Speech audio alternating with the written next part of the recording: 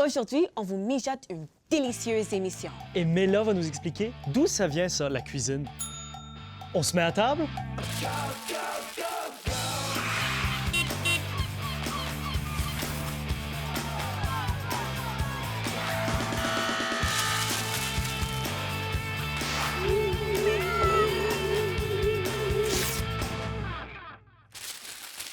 J'ai mis les brioches au four. J'adore notre tradition du vendredi. Soirée cinéma, brioche à la cannelle. Ça me donne l'impression d'être en vacances. Ouais, mais tu sais, on n'est pas vraiment en vacances. Je sais. Ça sent bon. C'est tellement réconfortant l'odeur des brioches. Oui, et les odeurs, ça stimule toutes sortes de souvenirs. Moi, les pâtisseries au four, ça me fait penser à ma mère.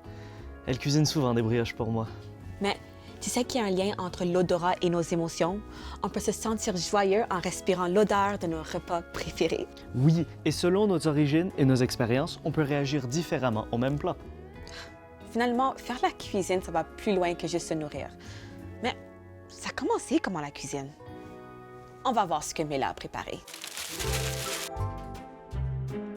Cuisiner, c'est fascinant. Il faut avoir une idée, trouver tous les ingrédients et suivre une recette à la lettre.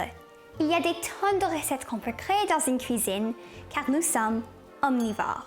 Ce qui veut dire que notre système peut digérer des aliments d'origine animale et végétale. On peut mélanger des légumes, de la viande, des fruits, des noix. Et si on est végétarien, c'est tout aussi délicieux. Mais comment sommes-nous passés de ça à ça? Ce qu'il faut savoir, c'est que le feu est un élément très important dans l'évolution de la cuisine. Il y a plus de 2 millions d'années, nos ancêtres auraient découvert des carcasses d'animaux brûlés suite à un feu de forêt. C'est comme ça qu'ils auraient eu l'idée de cuire la viande. La découverte de la cuisson a stimulé l'invention de toutes sortes d'outils pour préparer les aliments. Mais qu'est-ce que ça veut dire faire la cuisine? Cuisiner, c'est simplement l'ensemble de toutes les techniques qu'on utilise pour préparer les aliments qu'on veut manger. Ces techniques sont différentes dans chaque coin de la planète, dépendamment des cultures, mais aussi des ressources disponibles. Et manger, c'est bon. Alors, on s'est mis à expérimenter et inventer des recettes. Oh, et si je mélangeais des bananes et des noix? Au début, on transmettait ces recettes oralement et on devait mémoriser tous les ingrédients et les techniques. Les plus vieilles recettes écrites qu'on a trouvées sont sur des tablettes d'argile et datent de 1700 ans avant notre ère. On peut encore reproduire ces recettes aujourd'hui. Et cuisiner, c'est devenu un art. Ce n'est pas juste de cuire les aliments. On peut aussi les couper, sécher, broyer, bouillir, frire. On peut faire des conserves, cuire avec du sel, dans le vinaigre, fermenter. On peut faire des salades et sans oublier l'assaisonnement avec des milliers de variations d'herbes et d'épices. Les desserts.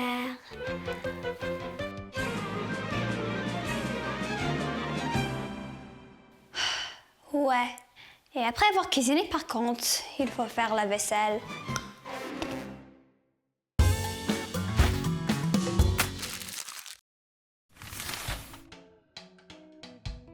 Bienvenue à Whitehorse, Yukon, où les aurores boréales illuminent le ciel et où les baies sauvages et les beignes maison empruntent une saveur locale pour faire de chaque bouchée une aventure. Et pour continuer cette exploration, découvrons ensemble notre école vedette, l'école Émilie Tremblay. Bienvenue à l'école Émilie Tremblay, la meilleure école francophone au Canada! Aujourd'hui, on a l'équipe des Bleus Maëva, Lucas, et l'équipe des Verts. Estelle, Yann. Et aujourd'hui, il est temps de démêler le vrai du faux dans l'univers la cuisine. Êtes-vous prêts? On y va! Vrai ou faux? Une tagine est une grande assiette en métal utilisée en Australie. Mauvaise réponse. Le tagine est utilisé dans les pays de l'Afrique du Nord-Ouest. Il s'agit d'une assiette en argile dont le couvercle est en forme de cône. Vrai ou faux? Au Japon, le riz fait partie des aliments qui sont servis lors du déjeuner le matin. Bonne réponse! Un point au vert. Le riz est souvent accompagné d'une source de protéines, comme un œuf, du poisson ou du tofu. Vrai ou faux? Les légumes et les fruits préparés dans du sirop sont un peu moins bons pour la santé. Bonne réponse! Un point pour les verts. Il est préférable de manger ces fruits et légumes frais pour conserver tous les nutriments. Vrai ou faux? L'avocat est un fruit. Bonne réponse! L'avocat est le fruit de l'avocatier. Il existe des dizaines de variétés d'avocats aux diverses tailles, textures et couleurs. Vrai ou faux? L'Amérique centrale est le producteur principal du cacao dans le monde. Bonne réponse! L'équipe verte sont nos gagnants!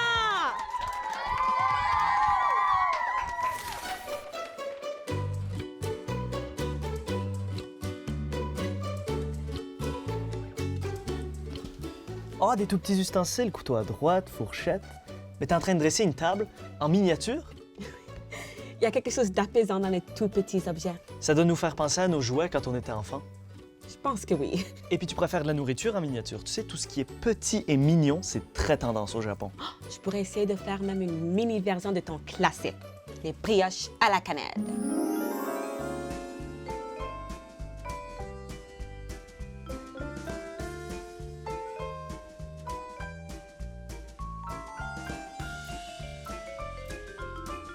Tu pourras jamais battre ma recette, même si tes brioches sont toutes petites et mignonnes. Ça pourrait être intéressant d'essayer.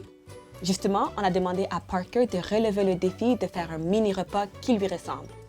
On va voir ce qu'il a concocté. Oui.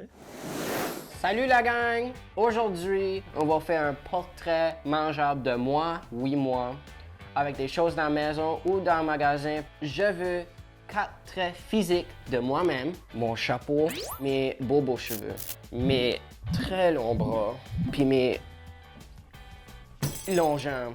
Je suis revenu du magasin, puis j'ai une coupelle de choses ici. Ça, c'est mes cheveux. Warning avec les couteaux. Ayez un parent avec vous autres.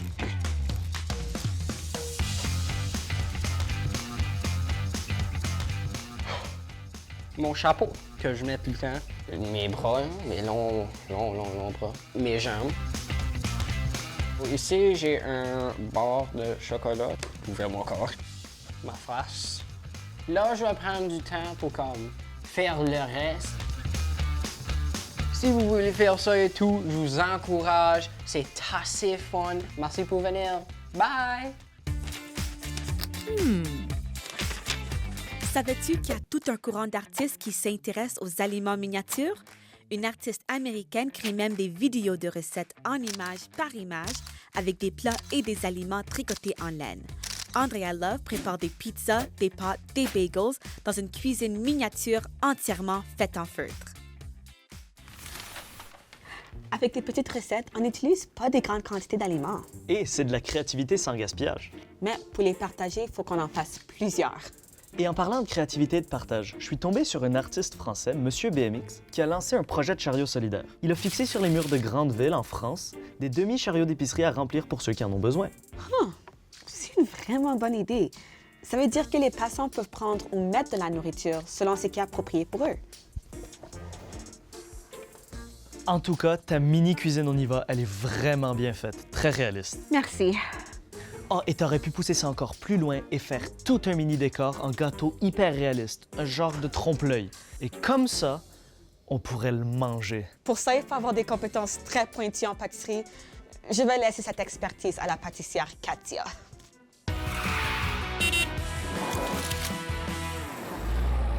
J'ai une surprise pour vous. Je peux vous montrer. Mon nom officiel est Katerina, mais tout le monde m'appelle Katia. Je suis pâtissière.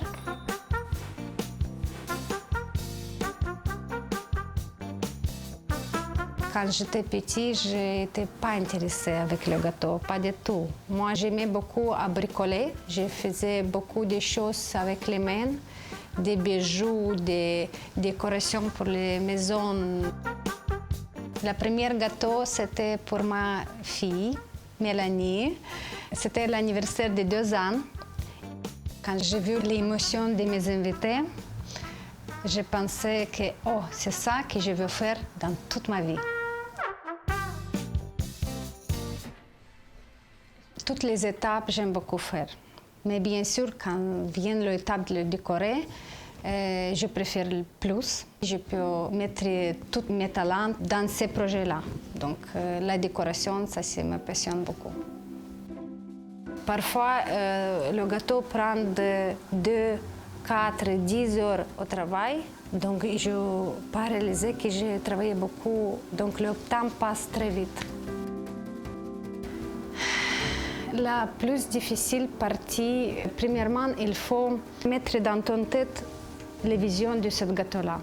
Donc, on fait des maquettes, on pense comment il faut réaliser. Donc, il faut être très attentif aux détails. Donc, tu travailles jusqu'à ce que tu arrives à ton image dans ton tête.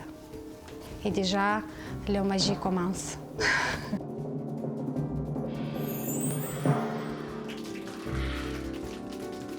Le décor est vraiment très important, mais quand on coupe le gâteau et on mange, oh oui, dans cette pâtisserie, je vais revenir.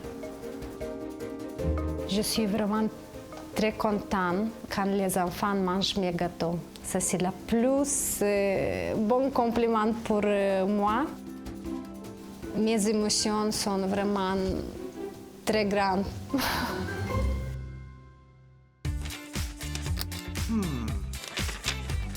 Savais-tu qu'un plat très apprécié en Chine et à Taïwan se nomme tofu puant?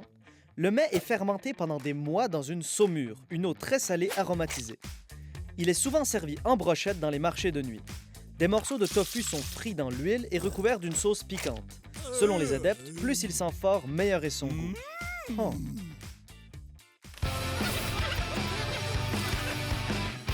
Quelle est ta meilleure recette ou ta recette ratée ou ta recette bizarre? Quand j'avais 8 ans, j'ai fait une tarte au butterscotch. Et qu'est-ce qui a fait que c'était ta meilleure recette? Le butterscotch. Le butterscotch est très important. Ma recette la plus ratée, c'est des pancakes. Trop de poudre à pâte, je pense. Oh, alors est-ce que c'était comme épais comme ça? Comme ça? Mais ça doit être bon, ça. Oui, Oh. c'était bon. Avec du sirop d'érable? Non. Crème fouettée? Non. Fraise? Non. Oh, rien? Rien? Ben, la recette que j'aime le plus, ça s'appelle du tiramisu. C'est comme un gâteau italien. On en fait vraiment souvent. Ben, c'est pas moi vraiment qui le fais, c'est ma mère. C'est ta mère qui le fait. Ouais. Mais toi, tu aimes le manger Ouais. à chaque fois. Faire des cupcakes, j'ai ajouté trop de baking soda. Du bicarbonate de soude? Ouais. Ça a l'air comme une tendance ici. C'était le aftertaste qui était pas bon. Ou l'après-goût était comme Dégueulasse. dégueulasse.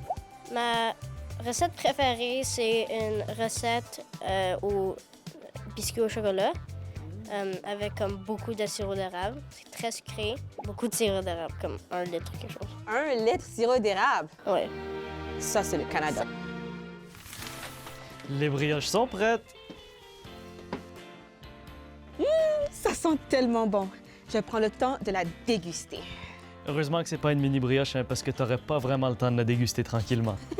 Ça serait une mini dégustation, à l'image de la brioche. J'aime ça, la commensalité. La quoi? Le fait de partager un repas en compagnie d'autres personnes. La commensalité. Il y a plusieurs études qui démontrent que c'est bon pour notre santé mentale. En tout cas, je te confirme que mon estomac apprécie le moment qu'on passe ensemble. Es-tu prêt pour une soirée science-fiction? Non, pas un film de science-fiction, un film d'action plutôt. Est-ce que je vais pouvoir manger une autre brioche plus tard? OK, oui. OK, film d'action alors.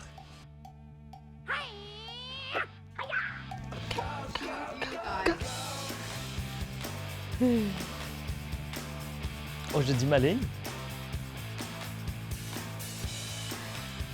C'est pas un film comique, c'est un film d'action.